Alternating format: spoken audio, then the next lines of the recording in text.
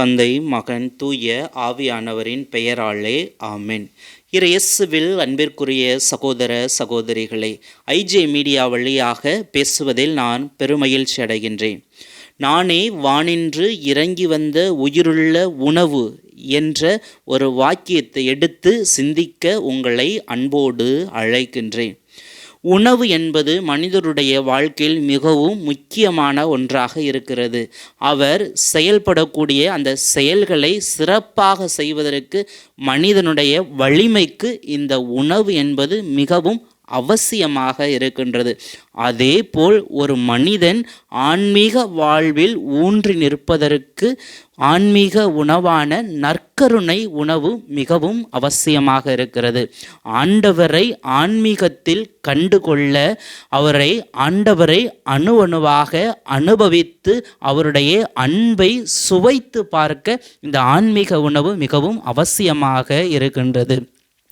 புனித அகோஸ்தினாருடைய வாழ்க்கையை சற்று திருப்பி பார்க்கும் பொழுது, அவர் கண்டதே காட்சி கொண்டதே கோலம் என்று கால் போன போக்கில் மனம் போன போக்கில் வாழ்ந்தவர். அவருடைய தாய் மோனிகா அம்மாவின் ஜெபத்தாலும் தவத்தாலும் கண்ணீராலும் அவர் மனமாற்றம் அடைகிறார்.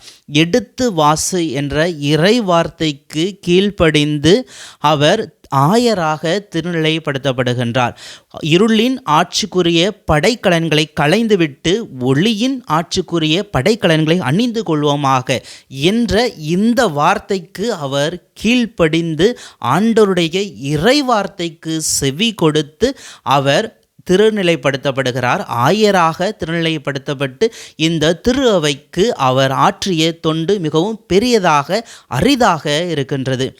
இன்றைய நற்செய்தியை நாம் வாசிக்கும் பொழுது, ஆண்டவர் இயேசு கிறிஸ்து நானே வானின்று இறங்கி வந்த உயிருள்ள உணவு என்று மக்களுக்கு உணவின் முக்கியத்துவத்தை, உணவின் அவசியத்தை எடுத்து கூறுகின்றார். 5 அப்பங்களும் 2 மீன்களையும் வைத்து 5000 பேருக்கு உணவு கொடுக்கின்றார்.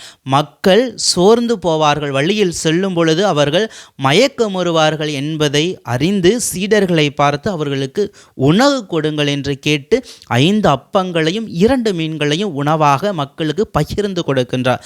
அதேபோல் 7 அப்பங்களையும் சில மீன்களையும் 4000 பேருக்கு ஆண்டவர் பகிர்ந்து அழைக்கின்றார். இந்த உணவின் அவசியத்தை, முக்கியத்துவத்தை கடவுள் மக்களுக்கு தெளிவுபடுத்துகின்றார்.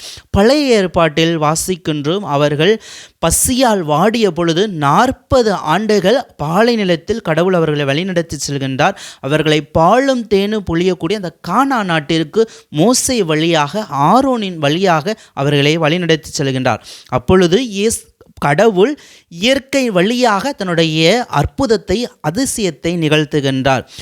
அந்த காடை பறவையானது ஒரு இடத்திலிருந்து மற்றொரு இடத்திற்கு இடம்பெயர செல்லும் பொழுது அது களைப்பினால் அது படுத்து உறங்குமாம். அப்படிப்பட்ட ஒரு சூழ்நிலையில் கடவுள் அந்த காடையை மக்களுக்கு உணவாக கொடுக்கிறார். இயற்கையாக நடக்கக்கூடிய நிகழ்வின் வழியாக ஆண்டவர் அவர்களுக்கு அந்த அற்புதத்தை செய்கின்றார். அதேபோல் அவர்கள் பசியாக வாடும் பொழுது மன்னா கொடுக்கிறார், காடை கொடுக்கிறார். தாகத்தால் தவிக்கும் பொழுது கோலை அடித்து பாறையின் மீது அடித்ததன் மூலமாக மக்களுடைய தண்ணீர் தாகத்தை தவிர்க்கிறார். ஆனால் இதையெல்லாம் மறந்து அந்த மக்கள் ஆண்டவருக்கு எதிராக, உணவு கொடுத்த இறைவனுக்கே எதிராக முணுமுணுக்கிறார்கள், மோசேக்கு எதிராக எதிர்த்து பேசுகின்றார்கள். இப்படிப்பட்ட ஒரு சூழ்நிலையில் ஆண்டவர் இயேசு கிறிஸ்து நானே வானின்று இறங்கி வந்த உணவு என்று கூறுகின்றார். பழைய ஏற்பாட்டு உணவை உண்டவர்கள் மாண்டார்கள், மடிந்து போனார்கள். ஆனால் புதிய ஏற்பாட்டில் ஆண்டவர் இயேசு கிறிஸ்து நானே வானின்று இறங்கி வந்த உயிருள்ள உணவு, எனது உணவை உண்பவர் என்றுமே வாழ்வார், சாக மாட்டார், வாழ்வுக்கு வழிகாட்டும் ஒளியை கொண்டிருப்பார் என்று ஆண்டவர் நமக்கு அழைப்பு விடுகின்றார். எனது வாழ்வை உணவாக கொடுக்கிறேன், எனது சதையை உணவாக கொடுக்கிறேன் என்று ஆண்டவர் கூறுகின்றார். எனவே ஆண்டவர் இயேசு கிறிஸ்து உலக மக்களின் பாவங்களுக்காக, உலகின் பாவங்களுக்காக உடைக்கப்பட்ட ஒரு அப்பமாக இருக்கிறார். எனவே இன்றைய சூழ்நிலையில் பார்க்கும் பொழுது நாமும் ஆண்டவருடைய உணவை உண்டு சுவைப்பவர்களாக வாழ ஆண்டவர் நமக்கு அழைப்பு விடுக்கின்றார். இன்றைய சூழ்நிலையில் சமுதாய பின்னணியில் நாம் பார்க்கும் பொழுது எத்தனையோ பேர் உணவில்லாமல் இருக்கின்றார்கள். உண்ணுவதற்கு உணவில்லாமல், உடை இல்லாமல், தன்னுடைய அடிப்படை தேவைகளை கூட பூர்த்தி செய்ய முடியாத அளவுக்கு மக்கள் பரிதவித்திருக்கின்றார்கள். அந்த மக்களுக்கு நாம் எப்படி ஆண்டவரை நாம் கொடுக்க போகிறோம், எந்த உணவை அவர்களுக்கு கொடுக்க போகிறோம் என்று சற்று சிந்தித்து பார்க்க வேண்டும். உடை இல்லாதவருக்கு உடை கொடுப்பதும் உணவில்லாதவருக்கு உணவு கொடுப்பதும் தான் என்னுடைய பணி என்று வாழ்கின்றோமா? புனித அன்னை தெரசாவுடைய வாழ்க்கையை பார்க்கும் பொழுது அவர் இந்த மக்களுக்காக தன்னுடைய வாழ்க்கையை தியாகம் செய்தார். ஏழைகளுக்கும் அனாதைகளுக்கும் கைவிடப்பட்ட மக்களுக்கும் தன்னுடைய பணியை பகிர்ந்து கொடுக்கக்கூடியவராக, அவர்களுக்காக பணி செய்யக்கூடியவராக இருந்தார்.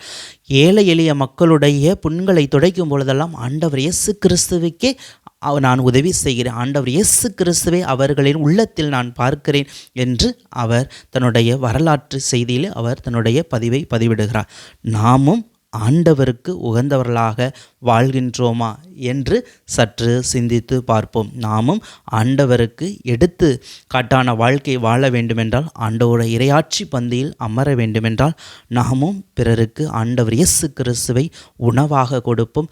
அந்த உணவான இயேசு கிறிஸ்துவை போல நாமும் ஆண்டவருடைய நற்செய்தியை அறிவித்து வாழ்பவர்களாக வாழ்வோம், வளர்வோம், ஜெபிப்போம். அன்பே உருவான இறைவா, எங்கே 2-3 பேர் நாமத்தில் கூடி ஜெபிக்கிறார்களோ அங்கே உங்கள் மத்தியிலேயே நான் இருக்கிறேன் என்று சொன்ன இறைவா, இந்த ஏழை எளிய மக்களுக்காக நாங்கள் பணி செய்யக்கூடியவர்களாக வாழவும், உடைய இறையாட்சி மதிப்பீடுகளை அவர்களுக்கு எடுத்து கூறவும், ஒரு ஏழை எளிய மக்களுக்கு நாங்கள் உணவு கொடுக்கும் போதெல்லாம் ஆண்டவர் இயேசு கிறிஸ்துவே உணவு கொடுக்கிறோம் என்றை உணரக்கூடியவர்களாக வாழ எங்களுக்கு அருளை கொடுத்தரும். ஒரு டம்ளர் தண்ணீர் கொடுத்தவர் கூட கைமாறு பெறாமல் போகார் என்று திருவிழையத்திலே வாசிக்கிறோம். அதே போல் நாங்களும் மற்றவர்களுக்கு உணவு கொடுக்கக்கூடியவர்களாக, பிறருக்கு பகிர்ந்து கொடுக்கக்கூடியவர்களாக வாழவும் வளரவும், அவருடைய கஷ்டங்கள், கவலைகள், துன்பங்கள் அனைத்தையும் நீர் போக்கி அவர்களுக்கு நிலையான நித்திய பேரின்ப வீட்டில் அவர்களுக்கு இடம் கொடுக்க வேண்டும் என்று, அவருடைய கஷ்டங்களில் ஆறுதலாக இருந்து அவர்களை பாதுகாத்து வழி நடத்த வேண்டும் என்று மன்றாடுகிறோம். இந்த மன்றாட்டுக்களை எல்லாம் எங்கள் ஆண்டவர் கிறிஸ்து வழியாகவே மன்றாடுகிறோம். ஆமீன். எல்லாம் வல்ல இறைவன், தந்தை, மகன், தூய ஆவியார் உங்களை ஆசீர்வதிப்பாராக. ஆமீன்.